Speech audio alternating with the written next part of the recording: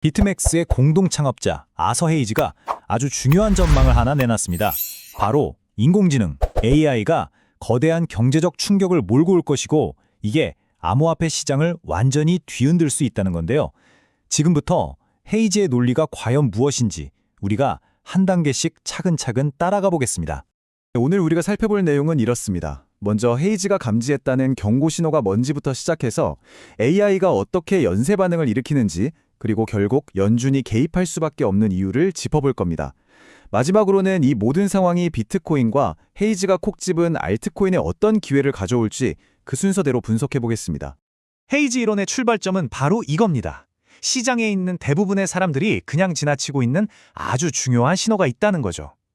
그럼 그가 포착한 첫 번째 단서, 그게 과연 뭘까요? 아서 헤이즈가 이런 말을 했습니다. 비트코인은 전 세계 법정화폐 유동성의 화제 경보기다. 정말 강력한 비유 아닙니까?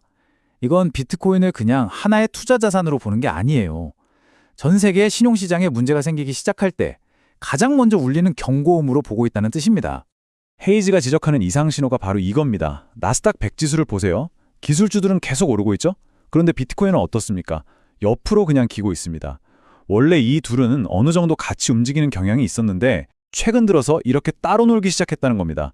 바로 이 디커플링, 이 갈라서는 현상이야말로 심상치 않은 경고 신호라고 헤이즈는 보고 있는 거죠. 그럼 헤이즈가 경고하는 그 위협의 실체, 디플레이션 신용사건이란 게 대체 뭘까요? 간단히 말해서 빚을 못 갚는 사람들이 늘어나고 은행은 돈줄을 조이고 결국 금융 시스템 전체가 쪼그라드는 그런 아주 심각한 경제 위기를 말하는 겁니다. 경기 침체로 이어지는 거죠. 그렇다면 이런 끔찍한 디플레이션 신용사건이 도대체 왜 일어난다는 걸까요? 헤이즈는 그 방아쇠를 당길 주범으로 바로 인공지능 AI를 지목하고 있습니다. 헤이즈가 제시하는 숫자는 상당히 구체적입니다. AI 때문에 미국 지식근로자, 그러니까 화이트컬러 노동자의 무려 20%가 일자리를 잃게 될 거라는 겁니다. 5명 중 1명꼴이죠. 바로 이 대규모 실직 사태가 모든 연쇄 반응의 시작점이 될 거라고 보고 있습니다. 헤이즈가 그리는 시나리오는 마치 도미노 같습니다.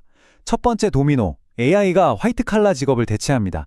그러면 두 번째, 소득이 끊긴 사람들이 소비자 대출이나 주택담보대출을 갚지 못하게 되겠죠? 연체율이 급증하는 겁니다.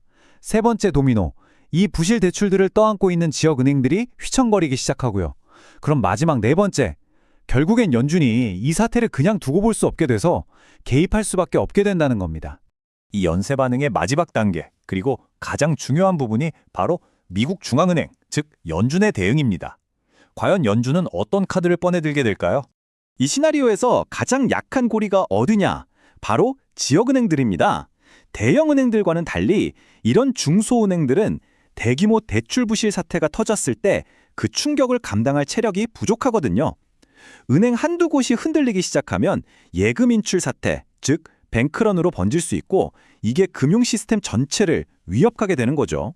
헤이즈는 연준의 대응이 아주 명확할 거라고 예측합니다. 시스템 붕괴를 막기 위해서죠. 지금까지의 긴축 기조를 180도 바꿔서 다시 돈을 푸는 겁니다. 말 그대로 막대한 유동성을 시장에 쏟아부어서 위기를 잠재우려 할 거라는 거죠. 그럼 연준이 다시 이렇게 돈 풀기에 나선다? 이게 비트코인에게는 과연 무엇을 의미할까요? 헤이즈는 이 상황이 비트코인에게 엄청난 기회가 될 거라고 보고 있습니다. 헤이즈가 믿는 건 바로 이 역사적 패턴, 일종의 필승 공식 같은 겁니다. 1단계, 경제에 디플레이션 충격이 옵니다. 2단계, 중앙은행이 돈을 풀어 위기에 대응하죠. 그러면 3단계, 그 풀린 유동성이 어디로 가겠습니까? 바로 비트코인을 필두로 한 위험 자산으로 쏠리면서 엄청난 랠리가 시작된다는 겁니다. 과거에도 그래 왔다는 거죠. 그런데 재밌는 점은 이겁니다. 헤이즈는 이런 장기적인 그림을 그리고 있는데 정작 지금 당장 시장의 개인 투자자들 분위기는 어떨까요? 스톡트위치 데이터를 보면 비트코인에 대해 상당히 비관적입니다. 그러니까 헤이즈는 대중의 심리와는 정반대의 길을 보고 있는 셈이죠. 여기서 분석에 묘미가 생기는 겁니다. 헤이즈의 분석은 비트코인에서 끝나지 않습니다. 그는 연준이 움직이는 그 순간을 대비해서 실제로 돈을 넣을 알트코인까지 콕 집어서 이야기했는데요. 과연 그의 장바구니에는 어떤 코인들이 담겨 있을까요? 그가 꼽은 두 가지 토큰, 바로 하이퍼리퀴드와 G캐시입니다. 데이터를 좀 보시죠. 특히 하이퍼리퀴드의 경우 현재 가격 대비해서 7월까지 150달러라는 아주 구체적이고 공격적인 목표가를 제시했어요. 반면 지켓시는 목표가는 없지만 현재 시장 분위기는 좀 다릅니다. 다시 한번 하이퍼 리퀴드를 보죠. 헤이즈는 150달러라는 엄청난 목표가를 부르는데 시장의 개인 투자자들의 생각은 완전히 다릅니다. 극도로 비관적이에요. 이보다 더 안 좋을 수 없다는 거죠. 정말 극과 극의 시각차입니다. 반면에 지켓시는 상황이 좀 다릅니다. 이쪽은 개인 투자자 심리가 이미 낙관적입니다. 그러니까 하이퍼리퀴드가 대중의 비관론을 역이용하는 역발상 투자에 가깝다면 지켓시는 이미 형성된 긍정적인 흐름에 올라타는 전략이라고 볼 수 있겠죠. 접근 방식이 다른 겁니다.